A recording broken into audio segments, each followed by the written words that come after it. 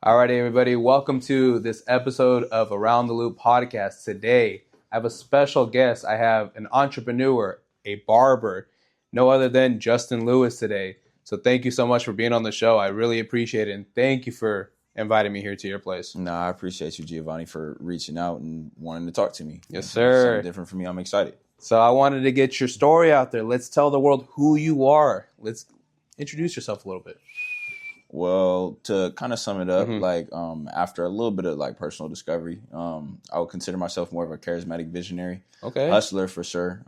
Barbering is a technical aspect of what I like to do, but for me, I come from a university called Make Something Shake, so we gonna we gonna Hey, get that's to what this I'm money talking about. Yeah, we're gonna get to this money regardless. A craftsman for sure. I like working with my hands. I like making things come together. And barbering just spoke to me that way. So growing up, I kind of just figured hey, I was always trying to get to something. I was always trying to get into something, learn something different. I'm a voracious reader and everything like that. So always trying to figure something else out. When I came up on this was the perfect opportunity. We were in COVID. Nobody had a choice. Nobody really had a choice. So I was doing everything that we weren't supposed to be doing. 100%. I feel you. And it panned out. So that's how we got here today. That's a blessing. Well, I appreciate you for sharing that. So I want to, take a step back all the way to your childhood days. So let's talk a little bit about, your upcoming. So what do you want to share with the people over on the loop? Let's, about your childhood, your upcoming, what can you share? Because everybody has a different upcoming and childhood. To take it all the way back there, I would kind of say that everything that I've gained from my childhood has led me to where I am in a sense. I came from two parent household in a middle income neighborhood and everything like that. I went to Mira Mesa High School, so I'm from the 858. Okay. Which is really dope, extremely diverse. I've been around a huge different mixing pot of kids and parents and people, and seeing how a bunch of different cultures come together. I got Hispanic friends. I have a good group of Asian friends. That's amazing. Filipino, Vietnamese. You know what I'm saying? We're going to have the Ponce and the Lumpia at the cookout. Hey, that's what we're talking about. Yes, sir. I got other friends that were African American too. I got a couple of my white homies. Shout out Bryce. But you know what I'm saying? But I've come from a good little mixing pot. Good diversity. That's what I'm talking about. My friend group is real dedicated to everybody doing something. You know what I mean? I'm around a good group of people for the most part that it's what you got going on? What you got going on? What you got going on? There's a lot of friendships that I have that, hey, we might not talk for a few weeks, we might not talk for a couple months, but every time we do, it's back to it. We always trying to make something happen, figuring it out. Never seen anything too crazy growing up. You know what I mean? Just me personally, my homie Cameron likes to say, Justin, you always unnecessarily go to figure something out. So if there's no trouble around, somehow, some way, I'll probably find it. just to be real, I'll probably find it or probably get myself into something that I might be a little over my head, but hey, I learned a good grip from it. Yeah. And I definitely get some game from whatever situation I'm in. So yeah, that's what I would like to say. So I wanted to ask, what about school? How was school growing up? Because everybody went through it differently. Everybody experienced school differently, especially middle school and high school. It's a different experience. Did it change you at that point in high school where it's was it make or break who you are, or was it after high school that you really started because everybody has, I guess, phases. Yeah, everybody has. Yeah, everybody has phases. My ugly duckling phase was for sure in middle school. You know what I'm saying? Middle school, I feel like everybody find out how to be an asshole for the first time. So either you soften up or you get a little bit worse. In high school is where you probably get popped in the mouth once or twice. You know what I'm saying? Facts. You really figure it out right then and there which way you want to go. But when it came down to school though, I was never the smartest kid, but I was never I never had to worry about not graduating, anything like that. I was always pretty into every different group and every different format aspect. I had friends from all over the different spectrums. When it came to graduating, I graduated with a 3.5. Oh, nice. 3.8, 3.5. I can't really remember. Good still. Yeah, it was really dope. But I did take some of the easy classes though. But one class I'll forever be grateful for is I took a video production course. So, okay. You know what I'm saying? That gets me through the editing and stuff today when I do that. And yearbook was definitely dope. Hey, I'm gonna say it, but hey, your senior year, bro, take them easy classes, gang. I don't care. Like, you do what you gotta do. Relax. Yeah, that's really you know what I'm saying. Kick back, have a good time, man. Learn some practical skills or something. Get in the auto shop or whatever for sure. That's definitely what I would say. No, that's true. But with the make or break moments, man, I'm gonna go ahead. I'm gonna toss that to after high school. Okay. For sure. I would say my childhood was definitely a childhood. Didn't necessarily teach me how to be a man. I figured learning how to be a man came after that. Because that's when life came through. You know what I'm saying? And when life came through and I'm getting into different things and learning more about myself, I learned that I was severely underdeveloped in a lot of different aspects that I was going to need in order to be successful in whichever way I wanted to. So I dedicated a lot more of my time to understanding myself, learning different which ways and how I can give my gifts out and how I can navigate through the world with all the crazy shit that be happening. So in that process, like I've definitely learned how to more step into myself. 100%. So coming out of high school, did you end up going to college? Was there any college in your belt, military time, or anything out of that? I went to Mesa College for, I believe, I went to Mesa College for a good semester. I was getting into school. Yeah, because then COVID came along. So I graduated in 2019. Fall of 2019, got into college, and then I think we went into COVID. I think it was March. It was like March. Right away. Yeah, like damn near right away. So when that happened, at that time, I was working 2 jobs. Like I was working Red Lobster, and I was doing takeout for Red Lobster because that never stopped. Yeah. And then I was working for my grandpa. I was doing caregiving work for him. And then I was learning how to cut hair at the same time and go to school. Nice. Wow. I can't sit down. Like I really. Hey, you're always busy though. That's good. Yeah, that's good. Staying busy. Yeah, man. It was. I had for everybody that was talking about like, hey, I'm getting EDD. I wasn't getting no EDD, bro. All of my paper was coming from like actually what I was doing and where I was going. It was me and a Nissan 2004 Nissan Frontier, busting it all the way between Mira Mesa, Escondido, and all over the place I could just to get a haircut in. So, and then I was kind of doing my homework. I had money, so I was like, I was over here paying people to do my homework for me and stuff like that. But once I finished that semester out, I just really never signed up for more classes because it was like this was kind of moving for me. Yeah. So what inspired you to actually become a barber? Who inspired you? If there's a who or what? Yeah, actually, I seen him today. My barber from the time I was like 13, 14, his name's James, and James loves to take vacations. But the thing with James taking vacations, he taking a vacation. Like he's gone for like a month or he's gone for a couple weeks, and he has the tendency of just disappearing. Like it's like, hey, cuz, like I need a haircut. He gone. I'm like, yo, like when you come back? He's like, oh, I'm back in 3 weeks, bro. Like I'm like, So in the barbershop at the time, and that happens to be the first barbershop I've ever worked at. Oh, wow. Yeah, so it's like kind of like a childhood home for me. It's called Mecca Barbershop. He introduced me to the shop, and I was trying to learn how to cut my own hair because everybody else in there was busy. And I was big on watching like 360 Jeezy videos, and everybody knows who that is if you've ever touched a pair of clippers or whatever. You know what 360 Jeezy is. So watching his videos and stuff, I'm like, I can give myself a fade. Man, that was crazy. Oh, I remember my first fade. Oh yeah, no, and I remember, you were just saying that you've been cutting your hair for a good grip of time. Yeah. I think everybody remembers the first time they gave themselves a haircut.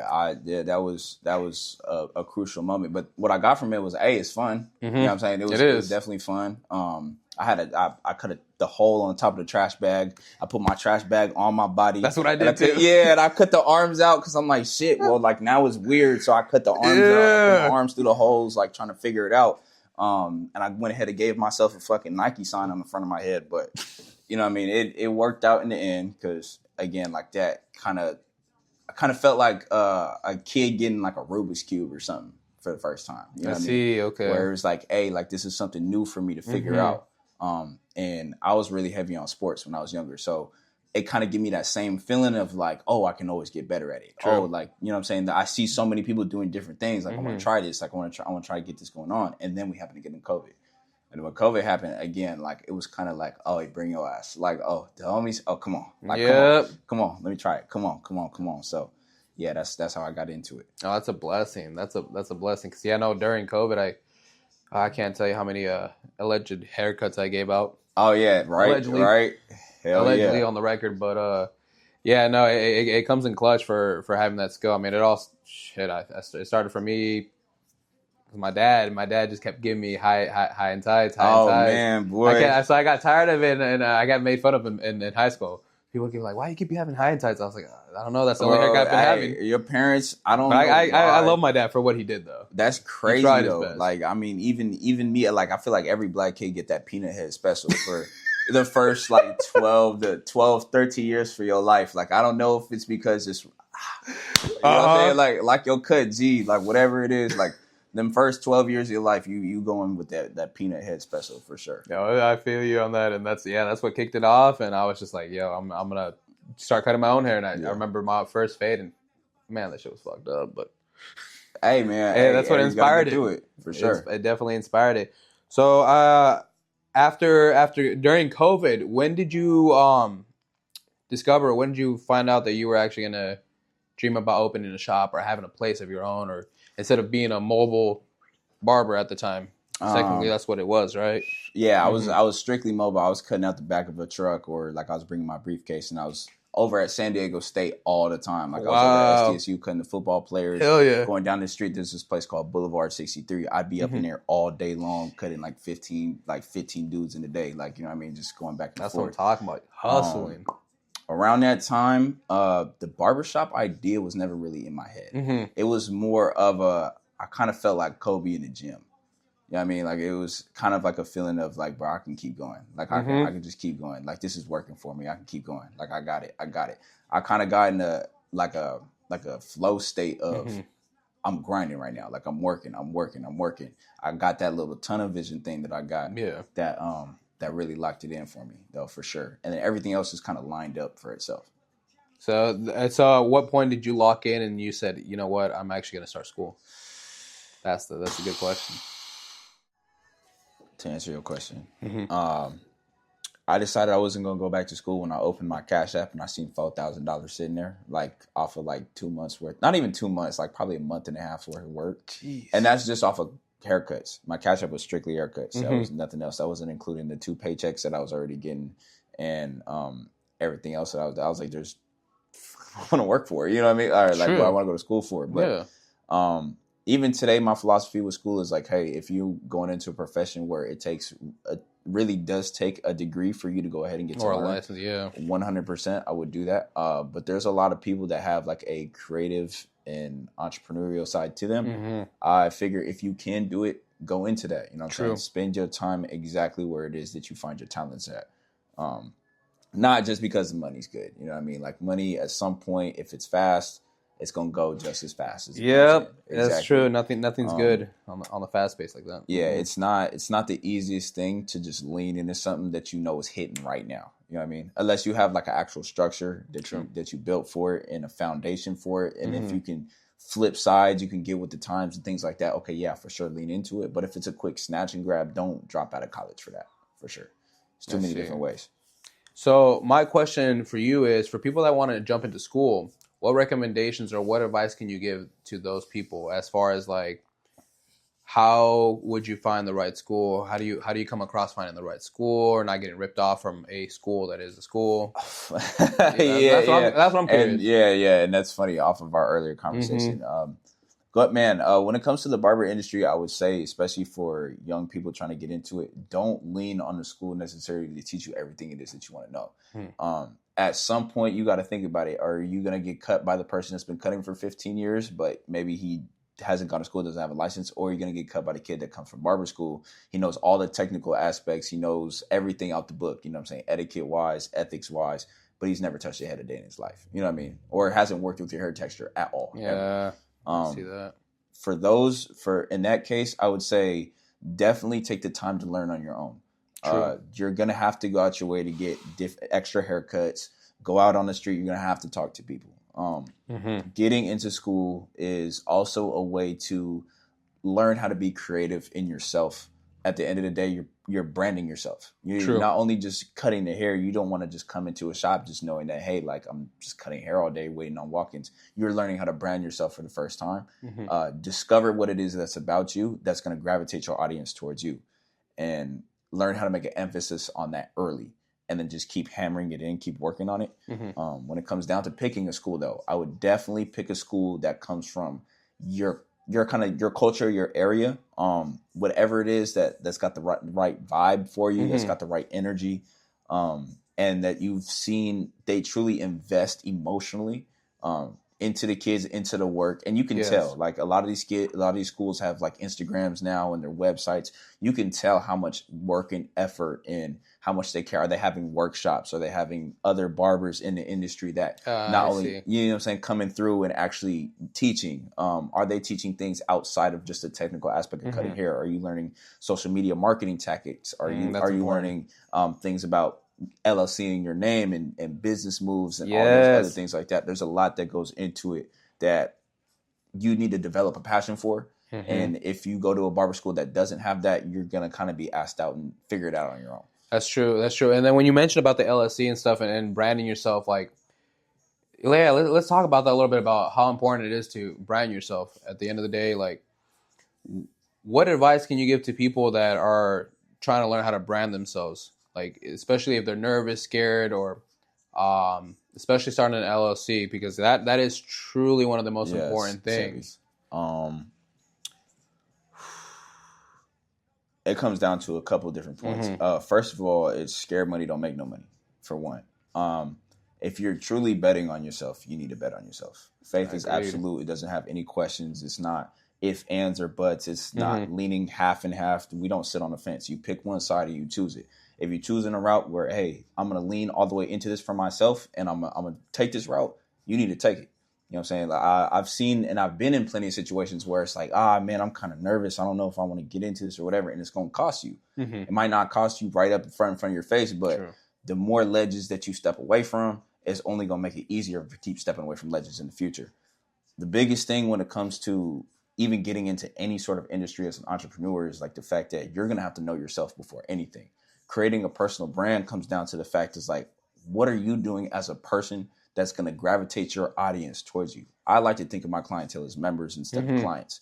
Okay, let's talk about that. That's interesting. Yeah, I like that. Members. Okay, exactly. I'm looking to create a community around myself that is heavily involved, not just on the aspect of we coming in and we getting a haircut, we chopping it up for an hour, and then you out the door.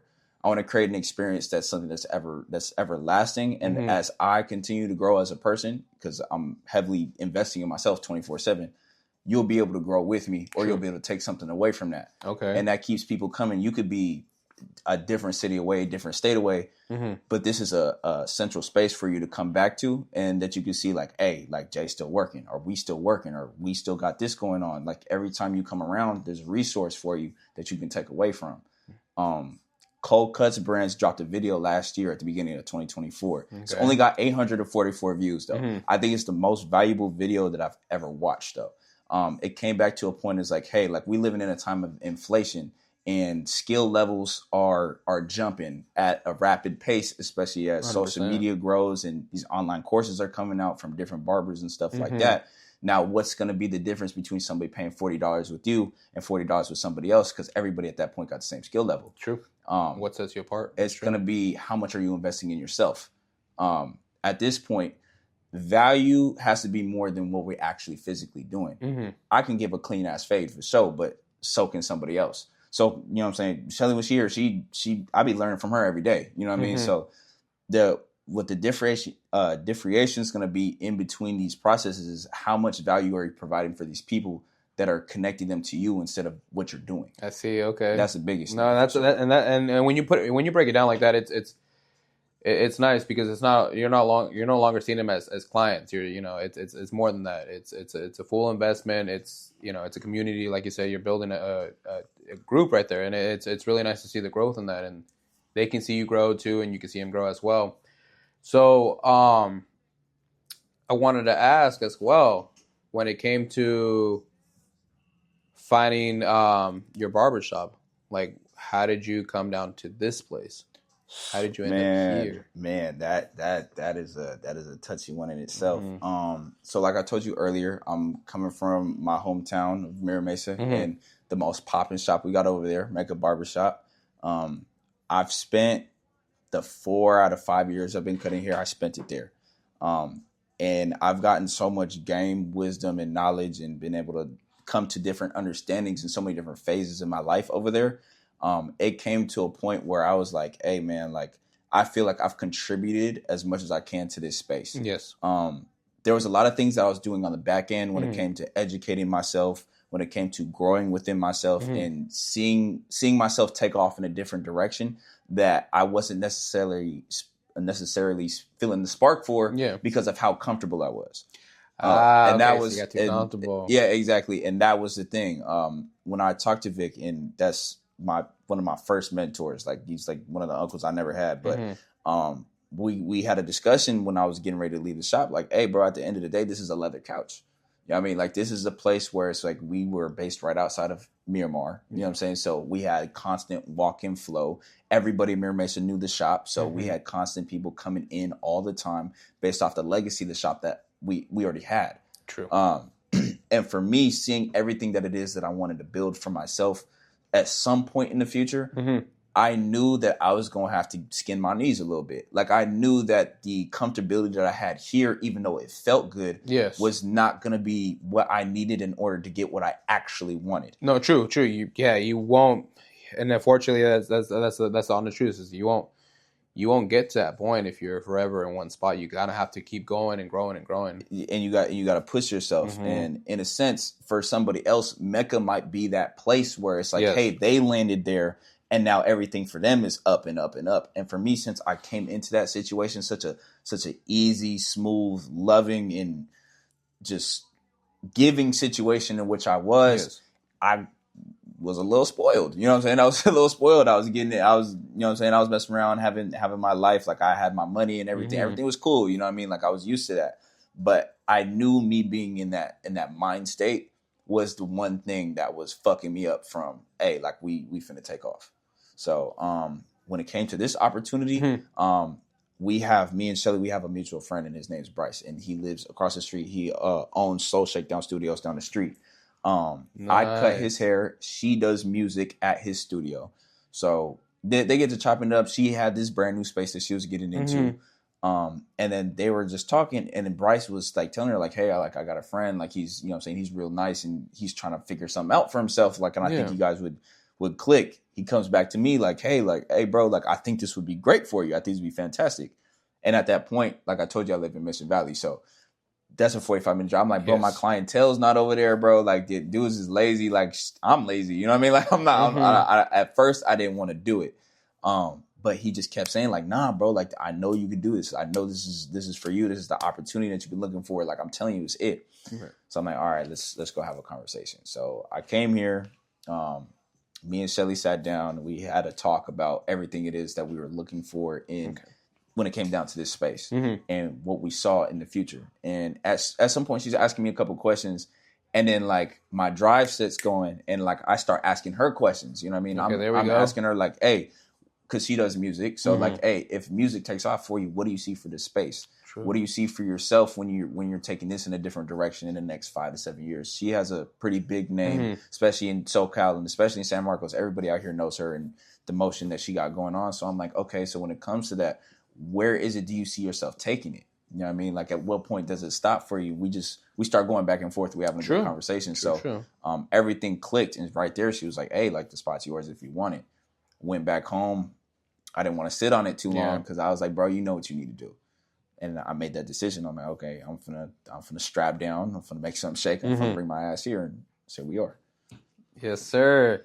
So have you had any clients from when you were cutting hair in Mira Mesa come over here? They come out here. Yeah. No, I would like to say I've had my most engaged clients. That's good. Come through over here. The guys that not only want to see me take off and grow in the direction that I want to, but I know personally I give value to and take value from. So like it really, like they're not even putting a number on what it is that they're willing to pay or the drive or anything like that. And for me, that means so much because I've been able to touch them in that sort of way. No Diddy. I've been able to do I've been able to do a lot for them and vice versa. every time I see one of my clients coming from over there, we always having a conversation on what the next step is between me or between them, or what it is that we looking at, what's going on right now. What do you see for yourself? Oh yeah, hey bro, I'm trying to swing back into the gym. I'm getting into this and that, whatever. Okay, cool. Like I've had a few clients where I've dropped books on them. Like, you know what I mean? Like I'm like, hey, like, read this, like tap in with this. If there's something it is that you feel like you're missing, bro, I'm telling you, I read this before here. This will work for you. You know what I mean? And they've helped me cultivate the mindset in which I'm in too. So yeah. No, nice. Got a grip of them. No, that's great. And so I wanted to ask as well, like, no, and it's been such a great conversation with you so far. So let's talk about social media. How did you jump into that? Because I see that, you know, you have your Instagram going and on, and I've seen your videos and everything and the transformations for people here and there. So let's talk about that. How did you come up with the actual idea of putting yourself out there? Okay, well, to answer your question when it came to social media, working in this field that I work in, it's imperative at this point. The old business model of going outside, handing out cards and greeting people and talking to 100 people a day. I mean, those are old school methods that I think are very good for you to get your communication out there and to get your feet wet with that. But everybody got a phone, bro. Like everybody got a phone, and everybody's looking for something to take their attention. You know what I mean? At the end of the day, and me having a low attention span, I know I be on it too. So when it came down to social media, I've given social media like a good couple tries. I would say I always get sidetracked with something else going on in my life or whatever. I'm in a space now where I know what I'm one singular purpose, one singular direction. So when it comes to being consistent and jumping on it and understanding what I'm building now, comes with a different tone of how I post things and what's going up and what's not going up in the direction in which we're going. Right now is a foundational period. I see everything that I do on Instagram kind of like a funny game to me. Because it's like, hey, like right now, I'm just using this platform that I need to just have a rock to come back to whenever I'm trying and getting into different stuff.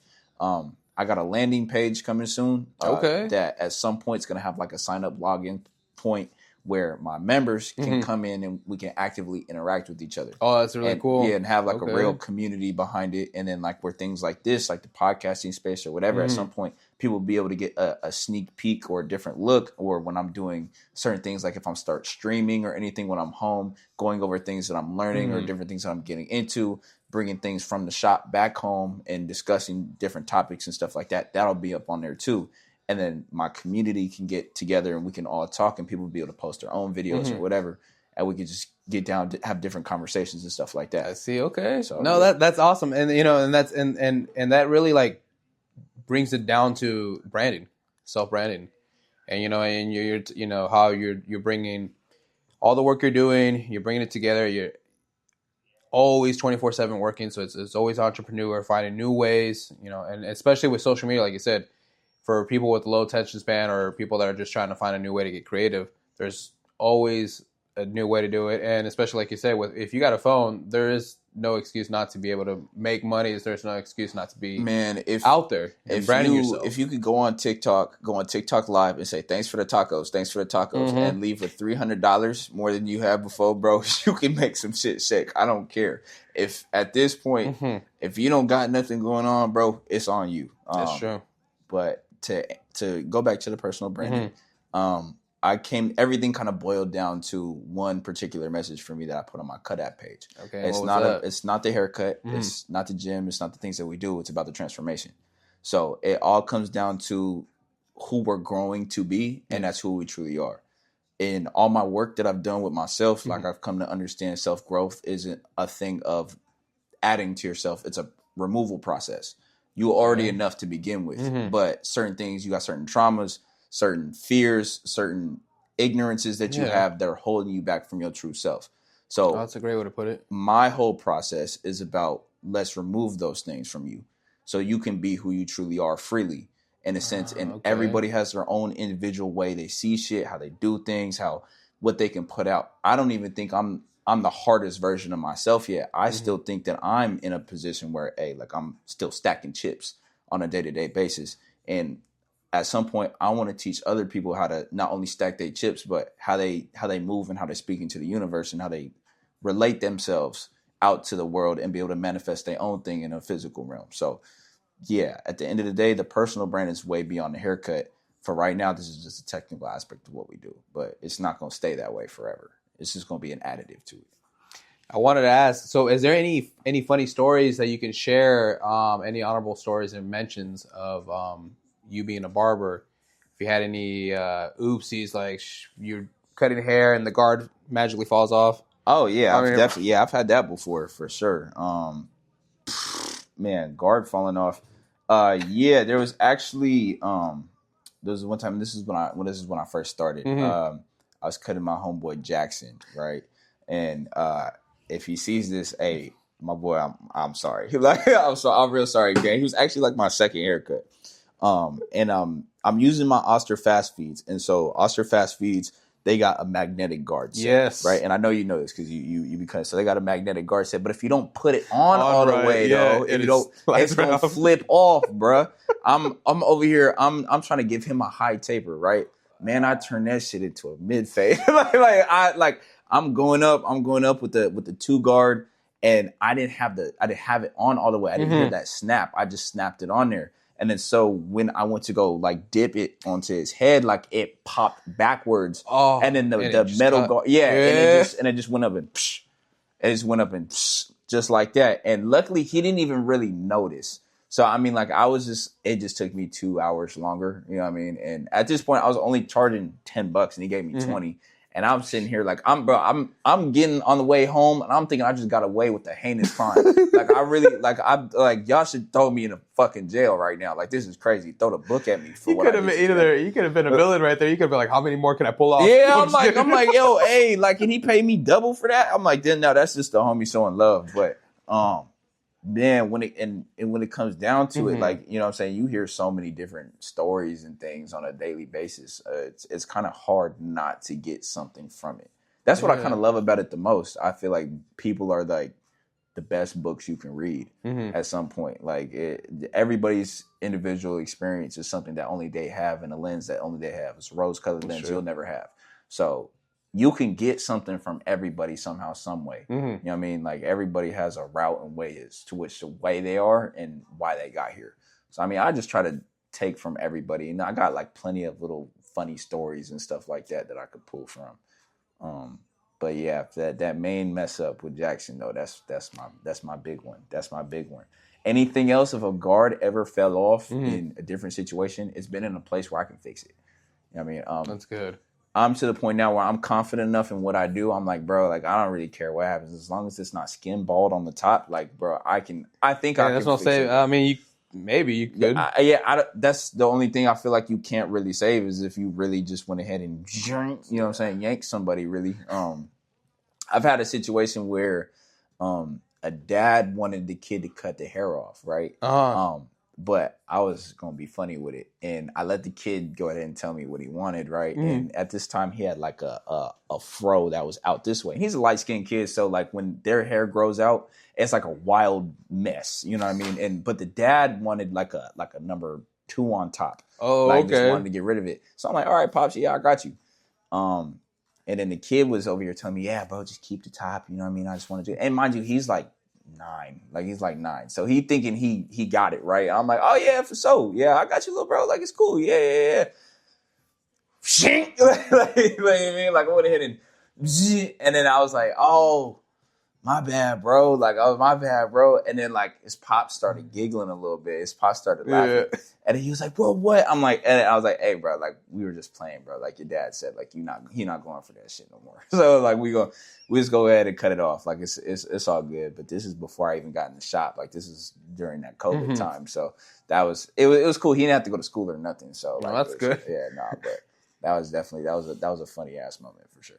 And I wanted to ask you about like when it comes down to haircutting. So transformations, because a haircut can literally transform a person, a whole ass person. Yeah, so what crazy ass transformations have you seen personally yourself that you've been able to bless people with? Man, if I'm gonna be honest, it doesn't fall with the hair; it comes with the demeanor. Okay, like I've seen people change like from like, oh yeah, bro, to like, man, like. It's the funniest thing when you see somebody that comes in and they had like a shitty week, bro, and they're like, man.